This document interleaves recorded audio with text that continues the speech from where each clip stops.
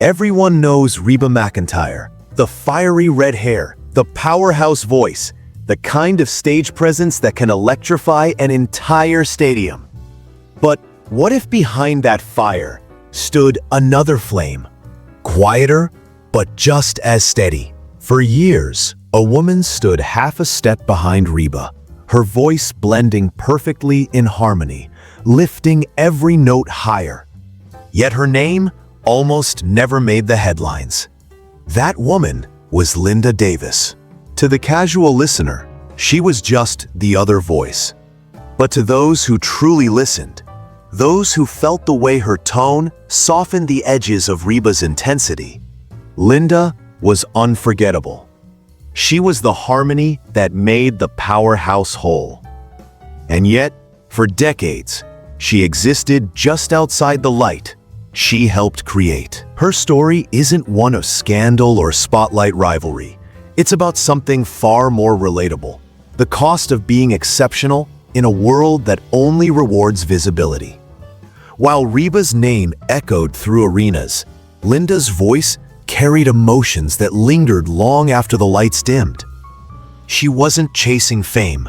She was chasing truth, the kind that lives inside a song, not a headline. But the world doesn't always hear the quiet ones. For every superstar, there's someone standing beside them, pouring out just as much heart, just as much soul, but without the recognition. Linda Davis embodied that quiet courage, the kind that stays even when the applause isn't meant for you. Yet time has a way of circling back to what's real. And at 61, Linda Davis is no longer standing behind anyone. She's standing in her own story, ready to speak, ready to sing for herself. Because what started as harmony was never meant to end in silence. That's where her story truly begins. Not in a spotlight, but in a small Texas town where dust covered everything except the sound of one young girl's voice. A voice too pure, too powerful, too honest to be ignored forever. And that voice, long before it ever brushed against Reba McEntire's world, was already shaping its destiny in the most unlikely of places. A tiny church where a 6-year-old girl sang her heart out like the heavens were listening. Dodson, Texas, a town so small you could blink and miss it. The kind of place where dreams don't usually survive long. They fade out somewhere between the church steeple and the county line. But for one little girl, those dusty roads carried something different: music. Linda Davis was born with a voice that didn't match her size. At 6, she was already leading hymns in church. Not out of shyness or duty, but because even then, people couldn't look away when she sang. There was something haunting in her tone, a raw, unfiltered sincerity that felt older than her years. Some said it sounded like heartbreak, others said it was grace, but everyone agreed it was unforgettable. Her parents didn't have money or connections, but they had faith in her and in that sound. They drove her to every small-town festival, every dusty stage at county fairs, where she'd stand under cheap lights and sing her heart out to audiences who didn't yet realize they were hearing something rare. But the truth was, talent doesn't mean much when the world isn't looking. There were no scouts in Dodson, no agents sipping coffee in the crowd, just locals clapping politely and saying, "That girl can really sing." And for years, that was all Linda had: applause without opportunity. Still, she didn't stop. While other kids memorized spelling words, Linda memorized Dolly Parton's phrasing, Loretta Lynn's storytelling, and Patsy Cline's ache. She wasn't trying to imitate them. She was learning how to feel through a song, how to turn emotion into melody. By her teenage years, it was clear Dodson was too small for that voice. So one night, with nothing but a handful of dollars, a second-hand guitar, and a voice too powerful to stay quiet. She packed her things and pointed her car toward Nashville, the city where dreams either bloom or burn out. The drive was long, the highways lonely, but somewhere between the silence of Texas nights and the hum of the radio, she made herself a promise. If no one else gave her a stage, she'd build her own. And when she arrived in Nashville, she didn't find fame. She found the grind. Smoky bars, demo sessions that paid $20, cheap apartments with thin walls, and endless maybes. But Linda didn't flinch, because she wasn't there to be discovered. She was there to earn it. She learned fast that in this town, everyone can sing, but very few can feel. And that's what made her different.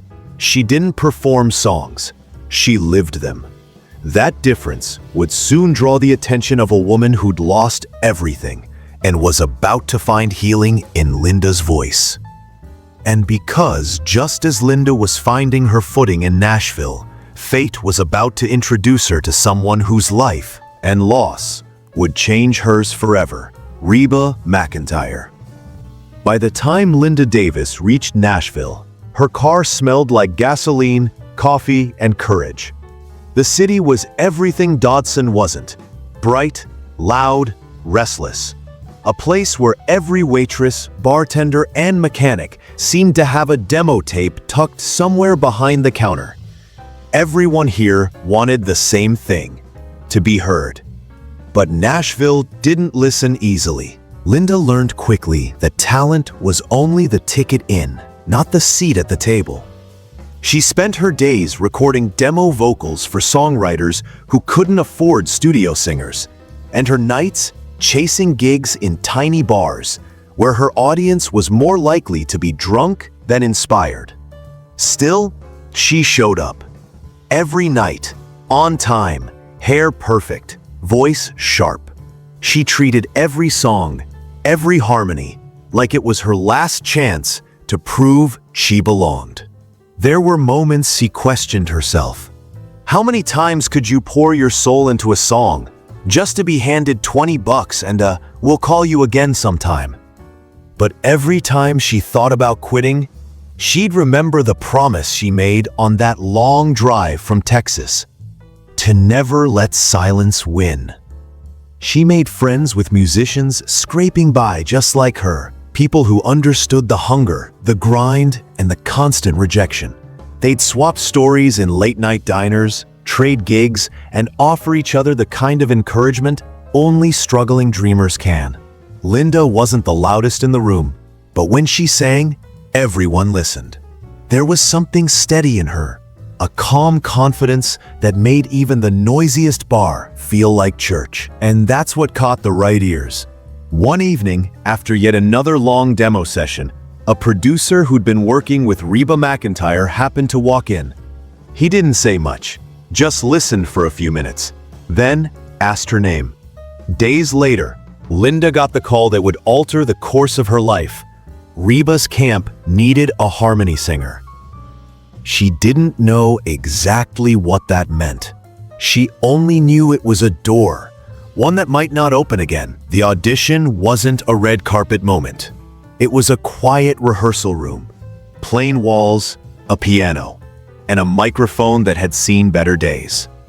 Reba McEntire stood at the front, sharp-eyed, composed, still carrying the kind of sadness that doesn't fade with applause. When Linda started to sing, Reba didn't interrupt, didn't even blink. She just listened.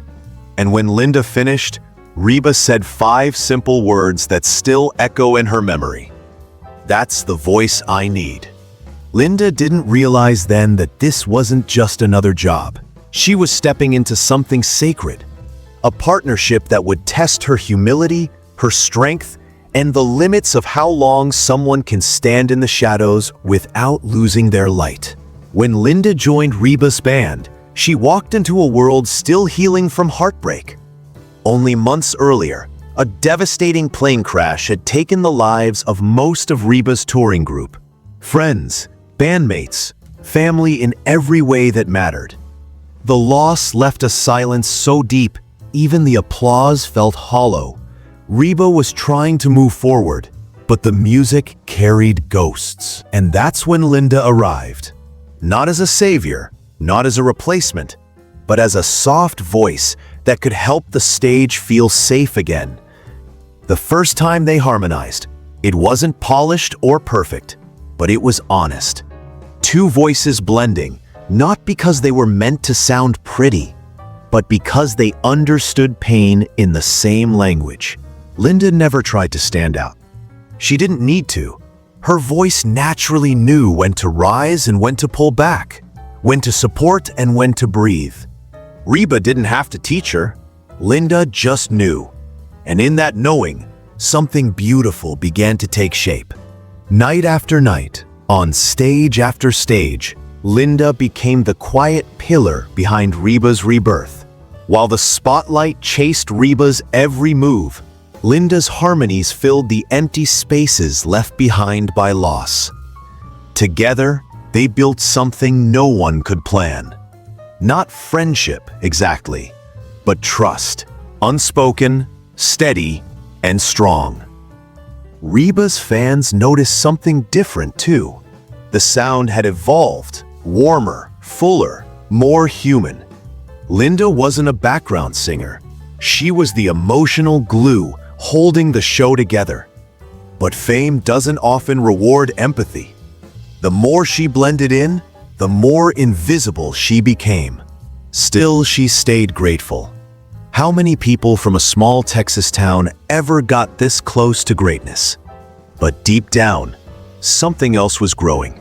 A quiet ache that comes when your purpose starts to feel like someone else's reflection. The real shift came when Reba's team started working on a new duet, a song that needed both vulnerability and fire.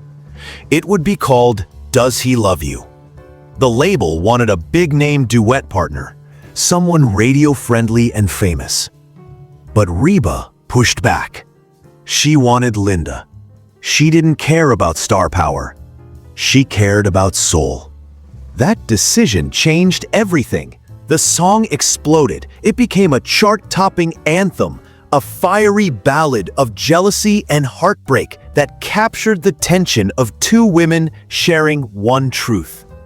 When the Grammy came, Linda stood beside Reba, smiling, proud, radiant. For a moment, she believed the world finally saw her. But when the cameras flashed and the articles rolled out, only one name filled the headlines: Reba. Always Reba. And though Linda smiled through it all, something inside her shifted. She wasn't angry, just awake. She finally understood what it meant to be the harmony behind someone else's melody. Powerful, essential, but always one step behind. And yet, she stayed. Because when you fought so hard to be part of the music, it's not easy to walk away. Even when the song no longer feels like your own. She stayed. Because how could you walk away from something that felt this monumental? The duet that everyone in Nashville was whispering about. The one that would either make or break Reba's next chapter. Now had Linda Davis's voice threaded through its veins. Does He Love You? The title alone sounded like trouble, and the song delivered on it. A story of two women bound by the same heartbreak, facing the same man, yet standing worlds apart. It needed balance. One voice that burned, one that bled. Reba had the fire. Linda carried the ache. Together, they created a tension that felt alive. When the microphones turned on, the air in the studio shifted. Reba and Linda weren't just singing. They were sparring, confessing, forgiving, all at once. It was electric, raw, and far too real to sound rehearsed. And when they finished that final note, everyone in the room knew they had just recorded something timeless. The song hit radio like a storm. It climbed charts, dominated talk shows, And suddenly, everyone was asking, who's the other woman singing with Reba? For the first time, Linda's name echoed beyond the stage lights. People noticed her. Interviewers wanted to know her story. And for a brief, shining moment, it felt like all those years of quiet persistence had been worth it. Then came the Grammys. Standing on that stage, golden statue in hand, Linda felt a surge of gratitude so overwhelming, it nearly broke her. Reba smiled at her, proud and gracious. Cameras flashed, applause thundered, and for that split second, everything felt equal. Two voices, one victory. But when the headlines came out the next morning, the illusion shattered. Every story led with Reba. Every quote, every caption, every photograph framed Linda as the backup vocalist, the supporting harmony, the other voice. Even her own record label referred to her as Reba's partner, not Linda Davis, the artist. She didn't show her disappointment. She smiled in interviews, thanked the fans, and kept singing with the same grace she always had. But privately, the weight of invisibility pressed harder. Because when you finally touch the dream you've chased all your life and still remain unseen, it hurts in a way words can't capture. The success of Does He Love You was both a blessing and a quiet heartbreak. It opened doors, but it also locked her in a role she hadn't chosen. The forever harmony, the voice behind someone else's story. Linda had always been grateful. But gratitude alone couldn't silence the growing question in her heart. When will my song begin? And that question would follow her onto the tour bus, into dressing rooms, and across endless highways. And slowly, it would turn into something she couldn't ignore. The realization that being close to greatness sometimes means you never get to stand in its light. The tour that followed Does He Love You was massive. Stadiums sold out in minutes. Fans screamed Reba's name long before the lights dimmed. From the outside, it looked like a dream, a whirlwind of success, applause, and endless encores. But behind the curtain, the air felt different. For Linda, life on the road became a delicate dance between presence and disappearance. Every night she gave everything. The perfect harmonies, the radiant smile, the energy that kept the music alive. And yet, as the confetti fell and the crowd roared, she knew none of it was for her. She'd step off stage to polite nods, backstage crew passing her by as they rushed toward Reba's dressing room. Fans lined up outside the venue, holding posters and cameras. Never once realizing the woman who sang half the song had just walked right past them. It wasn't jealousy that lingered. It was absence, an emptiness that came from giving so much of yourself to something that never fully sees you. There were small moments that stung the most, when interviewers called her Reba's girl, or when local radio hosts mispronounced her name, brushing past it like it didn't matter. Sometimes, fans would ask her to sign playbills only after Reba had left the room, as if her autograph was an afterthought. She never complained. That wasn't her way. But each small slight left a quiet bruise that never quite faded. Off stage, things began to shift too. The friendship she once felt with Reba became more formal, professional. The easy warmth between them cooled into distance.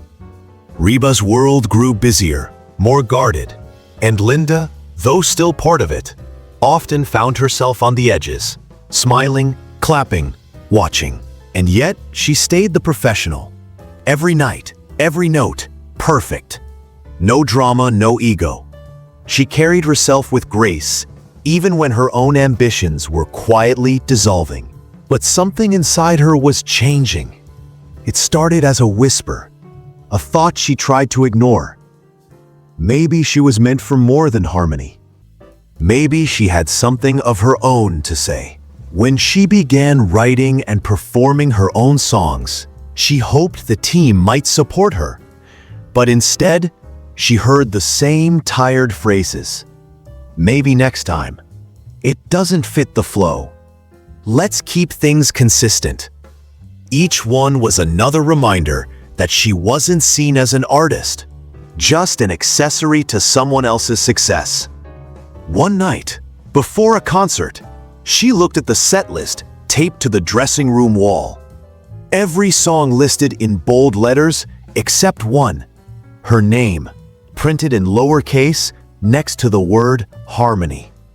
Something inside her finally clicked. It wasn't anger. It was understanding. If she wanted to be seen, truly seen, she'd have to step away from the very place that once gave her purpose. And that realization would soon lead her to the hardest, quietest decision of her life, walking away from the roar of the crowd to find a voice that finally belonged to her. That understanding didn't come with a dramatic goodbye. There was no fiery confrontation, no spotlight moment where she declared her independence. Linda Davis slipped away from fame the same way she'd entered it, quietly, gracefully, and without asking for attention. The final tour dates wrapped up in a blur of lights and applause.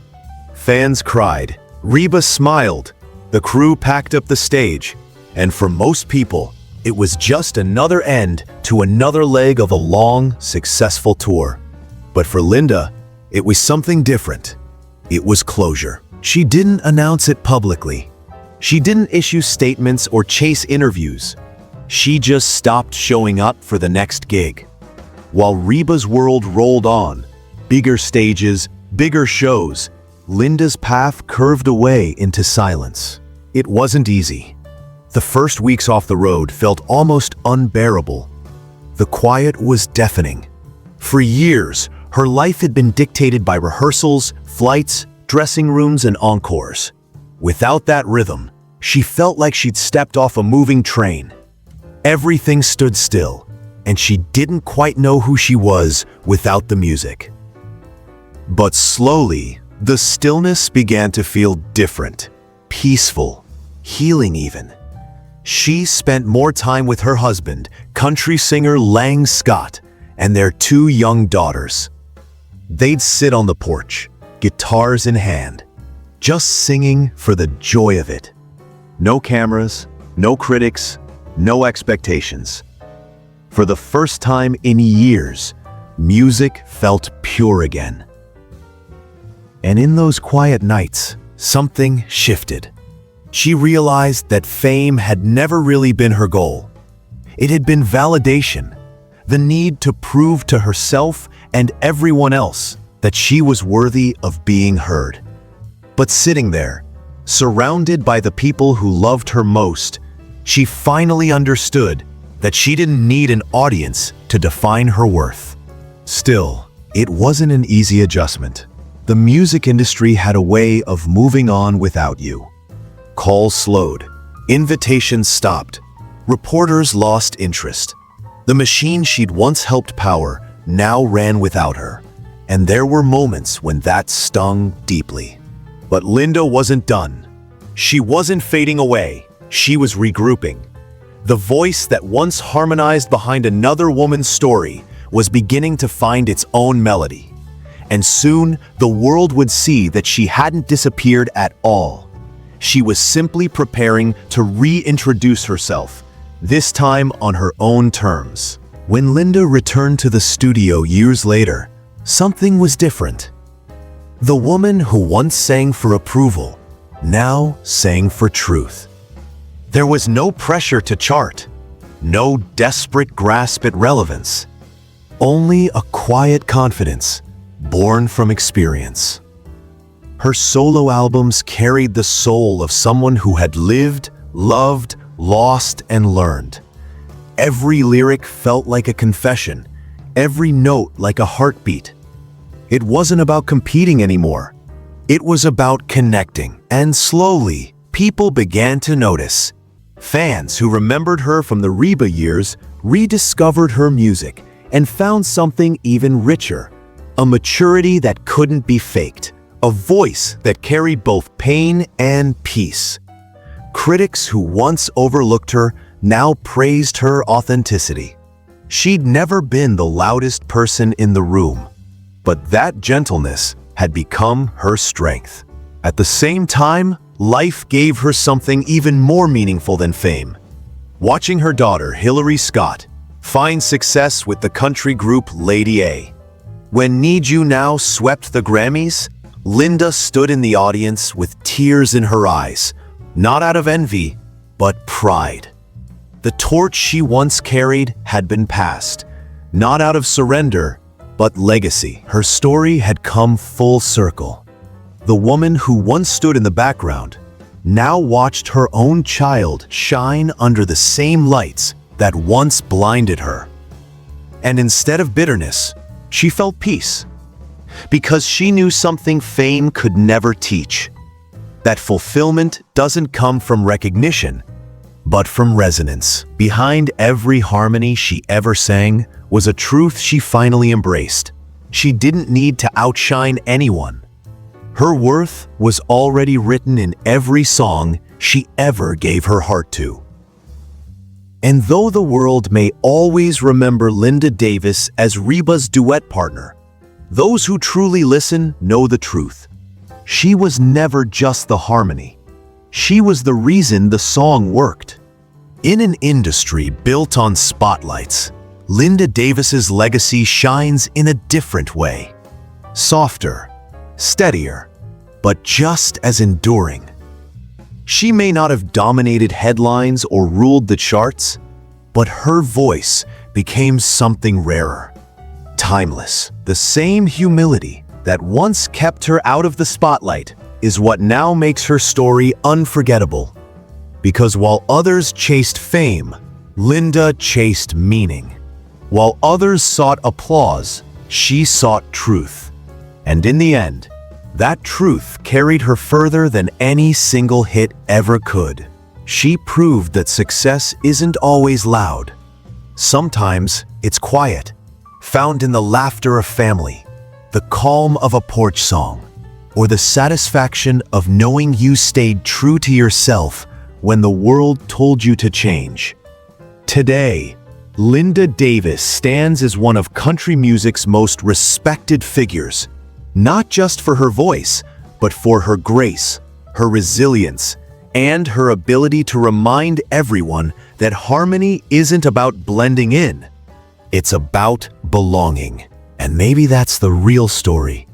Not the fame she almost had, but the peace she finally found. Because in the end, Linda Davis didn't walk away from the music. She simply stopped chasing someone else's song and started singing her own.